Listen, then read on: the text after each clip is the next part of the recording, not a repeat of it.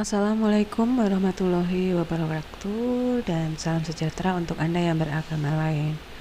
Halo semuanya, apa kabar? Ketemu lagi di channel Miracle Kailin dengan saya Diah Dwi Andari.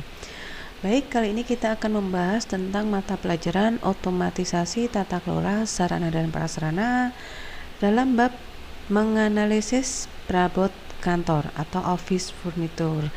Baik, untuk memilih perabotan kantor harus dilakukan melalui pertimbangan-pertimbangan yang tepat agar perabot kantor tersebut dapat optimal dalam mendukung pekerjaan kantor. Oleh karena pentingnya memilih perabotan kantor, pada bab ini kita akan mempelajari hal-hal berkaitan dengan perabot kantor seperti pengertian perabot kantor, jenis perabotan kantor, standarisasi perabotan kantor, serta pertimbangan dalam memilih perabotan kantor. Agar Anda lebih memahami apa yang akan kita bahas kali ini, kita akan menyampaikan tujuan pembelajarannya, yaitu pertama, menjelaskan definisi perabot kantor, kedua, mengidentifikasi macam-macam perabot kantor, ketiga, mengemukakan standarisasi perabot kantor, keempat, menentukan kriteria pemilihan perabot kantor, dan yang kelima, menganalisis pemilihan perabot kantor. Baik, untuk pegawai kantor dalam bekerja, selain membutuhkan perlengkapan, peralatan, dan mesin-mesin, kita juga membutuhkan beberapa perabot kantor untuk mendukung aktivitas ya.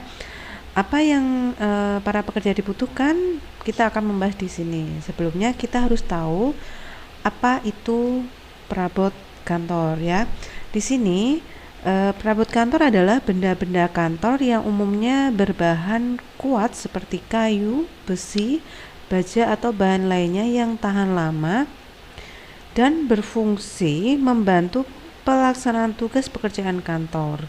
Perabot kantor merupakan sarana kantor yang tidak habis pakai serta dapat digunakan berulang-ulang dalam jangka waktu yang lama ya. Sehingga seperti ini kita harus tahu bagaimana nanti kriteria kita memilih perabot kantor. Baik, selanjutnya bisa Anda lihat macam-macam perabot kantor. Perabot kantor sangat beragam jenisnya ya. Macam-macam perabot kantor di antara lain di sini ada kursi, meja kerja, meja komputer, meja rapat bundar, meja resepsionis, meja setengah biro, meja satu biro, meja tulis, kemudian ada lemari, ada filing kabinet, ada lemari arsip, rak buku, rak katalog, tempat kartu, wastafel. Kemudian ada lagi brankas, loker, etalase, papan tulis, papan pengumuman, dan tempat majalah ataupun koran ya. Itu beberapa macam perabot kantor. Kemudian kriteria apa sih yang kita perlukan untuk memilih perabot kantor? Nah, memilih perabot kantor yang tepat merupakan hal yang penting karena apabila perabot yang dibeli tidak sesuai dengan kebutuhan, justru tidak dapat menunjang pekerjaan kantor secara optimal. Di sini ada beberapa hal yang perlu diperhatikan dalam membeli perabot kantor. Di antaranya, pertama harus perhatikan luas ruangan atau lantai agar perabotan yang dibeli sesuai dengan ruang yang tersedia. Yang kedua, perabotan yang dibeli sebaiknya tidak terlalu berat agar mudah untuk dipindahkan. Yang ketiga, perabot yang dibeli harus memiliki fungsi yang sesuai dengan bidang pekerjaan yang dilakukan. Yang keempat, perabotan harus kuat dan awet agar dapat digunakan dalam jangka waktu yang lama. Yang kelima, memperhatikan faktor estetika atau keindahan dari perabot itu sendiri. Dan yang keenam, sesuai dengan kemampuan pendanaan ya. Itu tadi ada 6 kriteria memilih perabot kantor.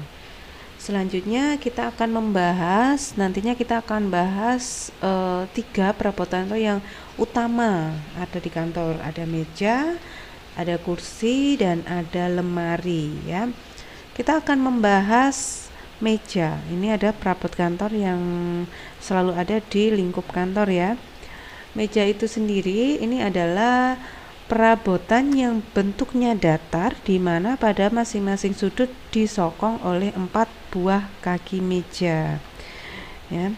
Fungsinya ini untuk mempermudah dan membantu pekerjaan. Bentuk dari meja kerja berbeda-beda ya, tergantung dari jenis pekerjaannya. Nah, di sini akan kita bahas jenis meja. Menurut bentuknya ada 5. Meja 1 biro, meja setengah biro, meja biasa, meja khusus, dan meja rapat.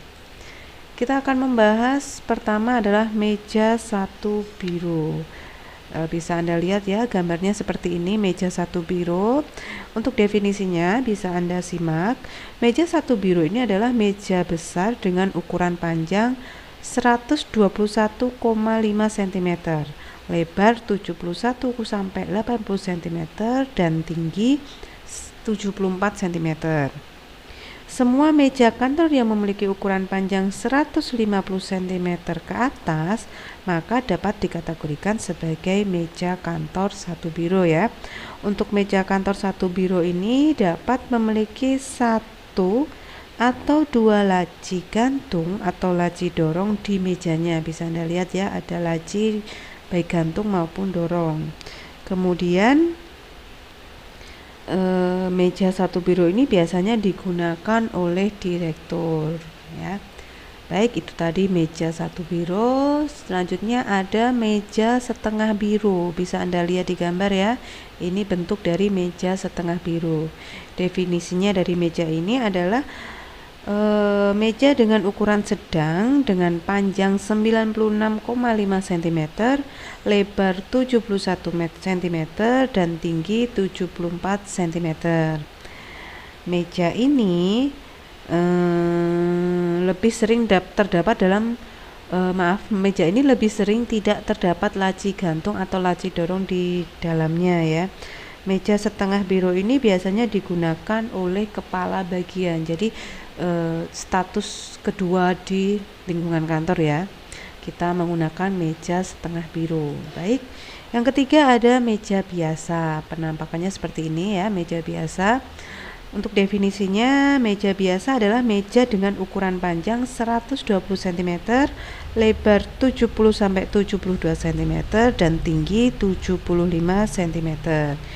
Meja ini biasanya digunakan oleh pegawai biasa atau karyawan ya. Baik, itu tadi meja biasa. Selanjutnya ada meja khusus. Nah, meja khusus ini saya ambil salah satu jenis meja untuk desainer atau pelukis ya. Mejanya seperti ini. Untuk insinyur dan lain-lainnya itu beda lagi ya. Baik, untuk meja khusus itu sendiri adalah meja dengan ukuran dan desain khusus yang penggunaannya dikhususkan untuk pekerjaan tertentu. Contohnya di sini ada jurutik, insinyur, desainer, dan masih banyak lagi. Saya ambil salah satu contohnya seperti ini ya.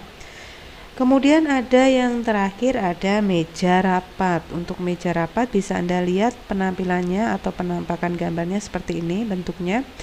Untuk definisinya, meja rapat adalah meja yang digunakan untuk rapat. Ukuran meja rapat ini disesuaikan dengan jumlah peserta pada kegiatan rapat atau pertemuan, baik dalam jumlah besar maupun dalam jumlah kecil. Terdapat banyak jenis meja rapat ya. Ada yang khusus untuk pertemuan kecil dan ada juga yang khusus untuk didesain pertemuan besar dengan jumlah orang yang lebih banyak.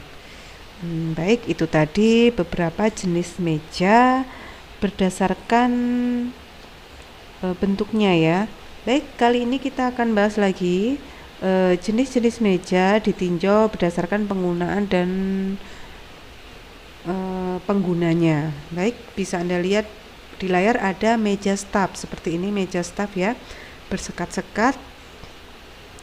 Untuk definisinya, meja staf ini merupakan meja kerja yang biasa digunakan oleh staf kantor, terutama untuk bagian administrasi dan tata usaha. Jadi dibikin seperti ini untuk meminimalkan penggunaan ruangan ya. Kemudian yang kedua ada meja resepsionis seperti ini, biasanya melingkar. Untuk meja resepsionis itu banyak desainnya ya. Saya ambil contoh setengah lingkaran seperti ini. Meja resepsionis ini atau kita kenal dengan meja tamu adalah meja yang digunakan oleh resepsionis untuk menerima tamu ataupun untuk melakukan aktivitas kerja lain, misalnya dijadikan tempat memberi dan mengetahui informasi yang berhubungan dengan kantor. Biasanya letak meja resepsionis itu ada di depan pintu masuk kantor. Jadi orang luar masuk otomatis akan melihat langsung meja resepsionis beserta dengan petugas resepsionisnya. Ini digunakan untuk memberikan pelayanan pertama kepada tamu, baik memberikan informasi atau menghubungkan ke karyawan lainnya. Baik, yang ketiga ada meja direksi. Seperti ini gambarnya, lebih luas, lebar, dan desainnya beda ya. Meja direksi ini adalah meja yang dipakai pimpinan kantor atau perusahaan ya. Biasanya desain meja direksi memiliki unsur seni yang tinggi untuk dapat mewakili gambaran seseorang yang mempunyai jabatan penting dalam kantor atau perusahaan tersebut. Jadi desainnya berbeda, lebih kokoh, kuat, dan berwibawa ya, seperti ini. Itu tadi meja direksi. Kemudian ada meja rapat. Nah, meja rapat itu sendiri ada banyak jenisnya, tetapi saya cuma ambil satu gambar seperti ini, meja rapat. Meja yang digunakan pada saat pertemuan rapat dijelaskan di situ. Untuk meja rapat itu harus mencakup kursi lebih banyak ya, karena untuk rapat tuh diperuntukkan untuk banyak orang. Baik, ini meja rapat ya.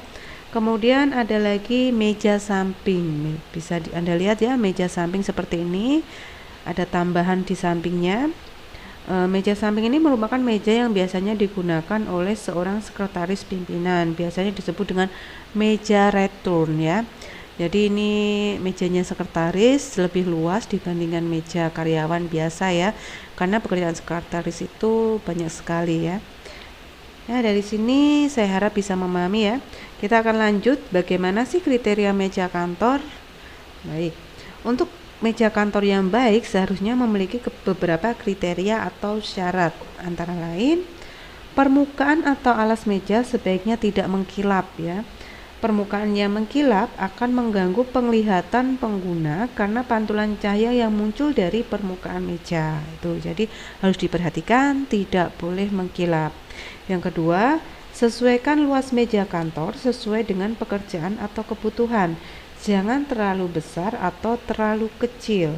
Di samping itu, sesuaikan pula ukuran meja dengan ukuran ruangan di kantor di mana meja tersebut akan diletakkan. Jadi harus ada pertimbangan seperti itu ya. Kemudian yang ketiga, pilih model meja yang sesuai dengan jenis pekerjaannya. Usahakan memiliki meja kantor yang bagian bawahnya terbuka karena membantu sirkulasi udara keluar masuk dengan baik serta memberikan keleluasaan gerak bagi pengguna. Jadi bisa ada ruang luas untuk gerak pengguna ya. Tuh, ini gambaran sedikit tentang meja kantor ya. Kemudian itu tadi tentang meja kantor. Selanjutnya kita akan bahas kursi. Kursi itu juga berperan penting dalam kegiatan di kantor ya. Kursi merupakan perabot yang berfungsi sebagai tempat duduk. Contohnya berbagai jenis kursi, antara lain bisa Anda lihat ya. Untuk definisinya, kursi ini digunakan oleh pimpinan. Biasanya kursi untuk pimpinan memiliki roda. Ini kursi untuk pimpinan ya. Jadi tadi definisinya kursi itu sendiri adalah perabot yang berfungsi sebagai tempat duduk. Jadi tempat duduk untuk siapa aja? Pertama kita akan bahas kursi untuk pimpinan. Ya, untuk definisinya, kursi ini digunakan oleh para pimpinan. Biasanya kursi untuk pimpinan memiliki roda di bawahnya sehingga mempermudah gerak kursi. Memiliki roda agar mudah digeser-geser ya. Selain itu, kursi ini menggunakan bahan pelapis yang terbaik serta kebanyakan memiliki sandaran yang tinggi dan memiliki sandaran kepala seperti ini. Sandaran tinggi dan kepala. Baik, ini ya penampakan dari kursi pimpinan. Kemudian yang kedua ada kursi karyawan. Nah, untuk kursi karyawan itu sendiri atau kursi staf ini dipakai untuk para karyawan. Biasanya desain kursi staf dapat diputar serta dilengkapi dengan pegangan tangan, dapat diputar dan ada pegangan tangannya seperti ini. Kursi staf sendiri menggunakan bahan pelapis seperti kain.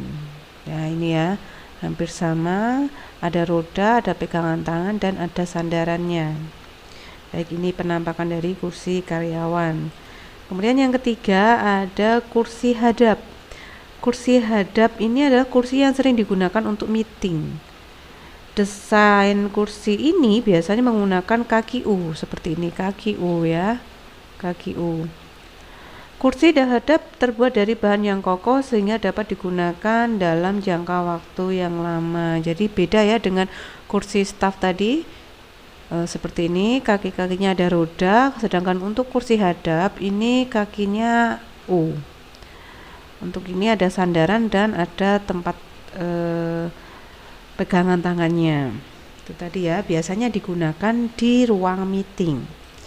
Kemudian yang terakhir ada kursi tunggu. Lah, kursi tunggu ini adalah kursi yang ditempatkan di ruang tunggu agar tamu yang datang dapat duduk di kursi tersebut ya. Jadi jumlah kursinya lebih banyak. Kita bisa menjumpai ini di kantor-kantor, di bank atau manapun, biasanya digunakan sebagai tempat duduk penunggu kantor. Contohnya atau tamu kantor ya, bukan penunggu kantor, maaf. Baik, selanjutnya secara umum syarat kursi yang baik menurut Profesor Ralph Bernes ini ya. Ini syarat kursi yang baik menurut Profesor Ralph Bernes, yaitu dapat diatur tinggi rendahnya. Jadi kursi itu harus ada pengaturan tinggi rendahnya seperti ini, ada kaitnya ini ya. Kokoh, bentuk sesuai bentuk badan orang yang menduduki, menyerupai sadel, tetapi tepi depannya bulat ya. Ini mempunyai penyangga belakang, ini ada penyangga belakang untuk menunjang tulang punggung karyawannya ya.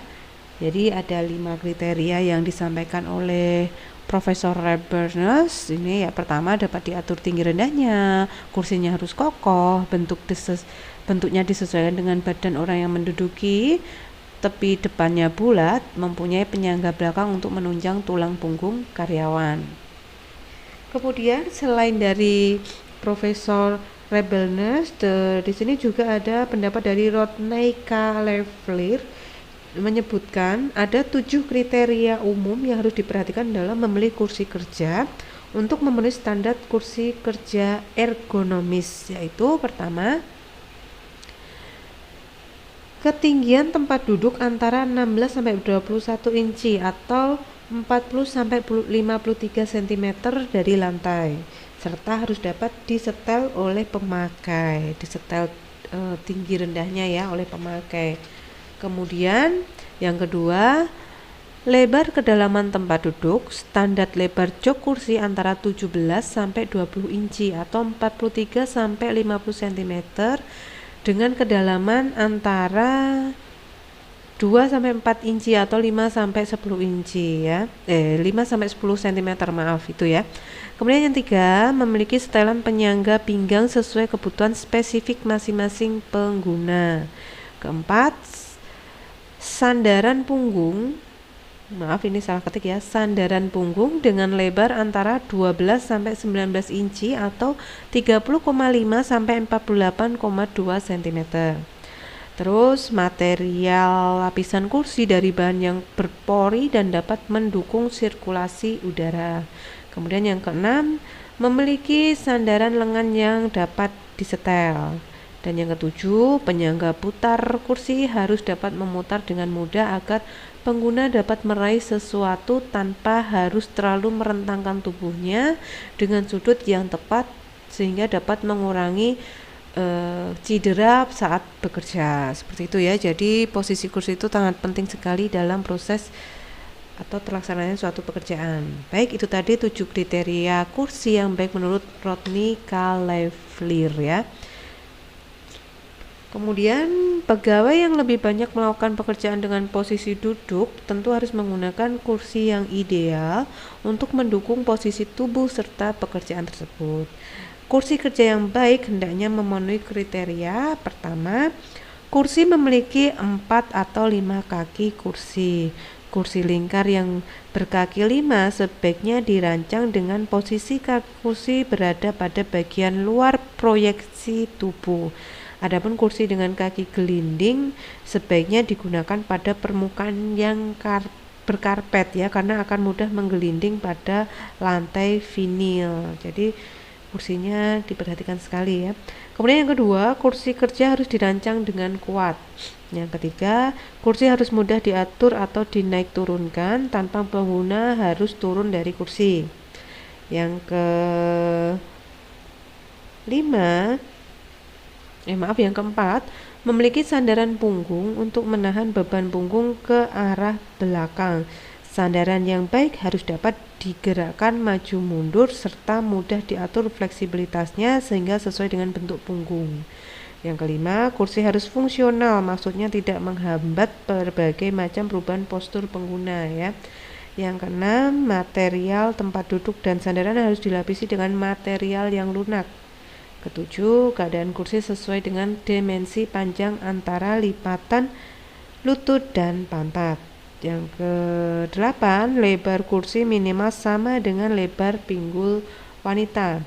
Yang kesembilan, lebar sandaran punggung seharusnya sama dengan lebar punggung wanita. Jadi sebenarnya itu hampir sama dari berbagai macam pendapat tentang kriteria kursi yang baik ya.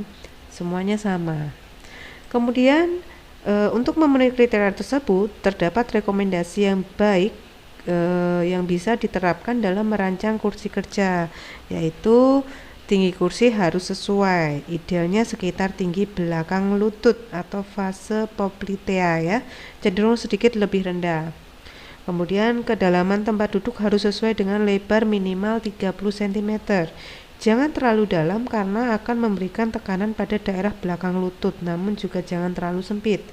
Kemudian yang ketiga, sandaran punggung dibuat agak tinggi dan besar untuk menyangga pinggang dan sebagian besar berat badan akan disangga sehingga tekanan berat ke pinggul menjadi berkurang.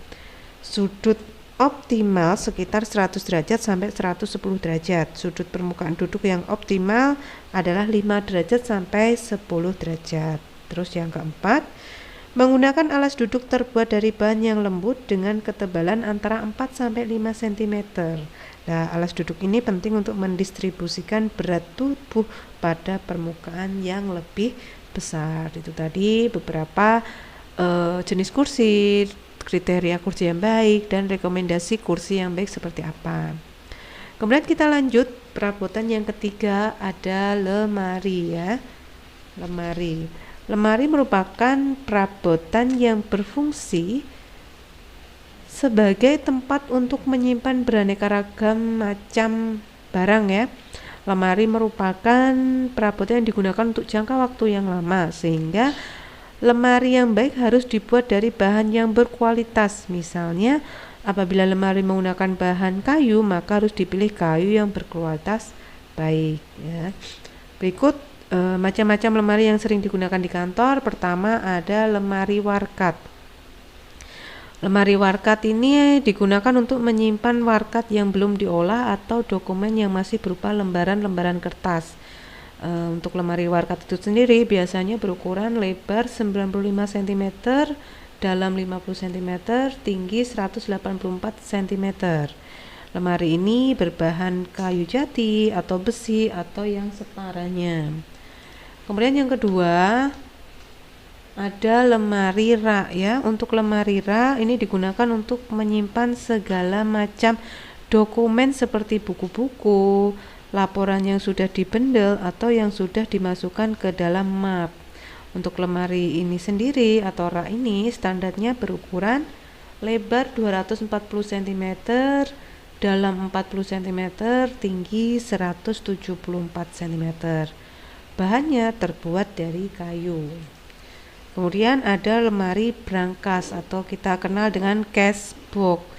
Ini yaitu lemari yang digunakan untuk menyimpan dokumen penting seperti surat-surat berharga atau uang ya. Cashbox ini dilengkapi dengan sistem keamanan berupa kunci atau kode rahasia yang hanya pemegang lemari saja yang mengetahui. Kemudian ada filing cabinet ya. Filing cabinet ini sering kita jumpai di kantor-kantor ya. Ini adalah lemari yang digunakan untuk menyimpan dokumen yang sudah diproses dan sudah dijadikan arsip kantor. Filing cabinet ini biasanya mempunyai 4 kotak kecil dari bawah ke atas. Gunanya untuk menyimpan map-map file atau kartu yang berukuran lebih dari 25 kali 35 cm. Standar ukuran lemari itu ada lebar 95 cm, dalam 50 cm, dan tinggi 185 cm. Bahan terbuat dari besi. Ini ya, penampakannya seperti ini. Kemudian yang terakhir ada laci kartu. Seperti ini ya laci kartunya. Ini lemari yang bentuknya semacam lemari rak dengan laci-laci yang lebih kecil daripada laci-laci filing cabinet. Ini untuk menyimpan kartu, bisa kartu indeks atau lainnya ya. Kemudian ada beberapa hal yang perlu diperhatikan dalam memilih lemari kantor yang tepat, yakni sebagai berikut ya. Pertama, pilih lemari sesuai dengan fungsi atau kebutuhan. Yang kedua, pilih lemari dengan ukuran yang sesuai dengan lebar ruangan di mana lemari tersebut akan diletakkan. Yang ketiga, pilih lemari dengan bahan berkualitas. Yang keempat, pertimbangkan faktor keamanan lemari ya. Ini beberapa jenis lemari yang bisa saya sampaikan ya. Baik, itu tadi penjelasan saya tentang perabot kantor, mulai dari definisinya, terus jenisnya mulai dari meja, kursi, dan lemari. Saya harap apa yang saya sampaikan bisa menambah ilmu untuk Anda dan bermanfaat untuk Anda. Saya ucapkan terima kasih. Mohon maaf jika ada salah-salah kata. Wassalamualaikum warahmatullahi wabarakatuh.